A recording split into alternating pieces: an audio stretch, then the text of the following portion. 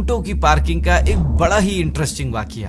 12ویں صدی عیسوی کا ایک روبدار بادشاہ جس کا حکم نہ ماننے کی سزا شاید موت تھی، ہسٹری میں وہ بادشاہ پرتھوی راج چوہان کے نام سے مشہور ہے۔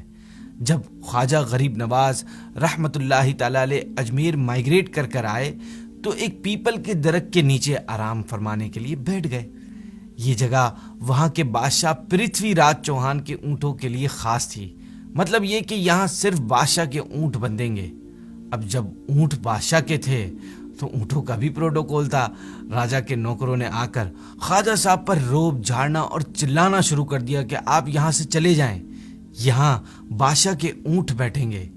خواجہ صاحب رحمت اللہ تعالی علیہ نے فرمایا، اچھا میں یہاں سے جاتا ہوں، تمہارے اونٹ ہی یہاں بیٹھیں۔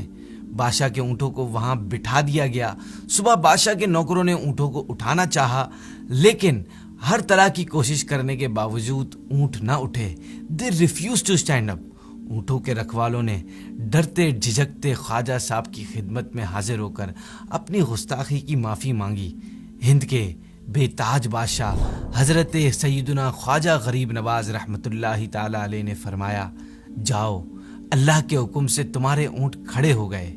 جب اونٹوں کا رکھوالا واپس ہوا تو واقعی سب اونٹ کھڑے ہو چکے تھے۔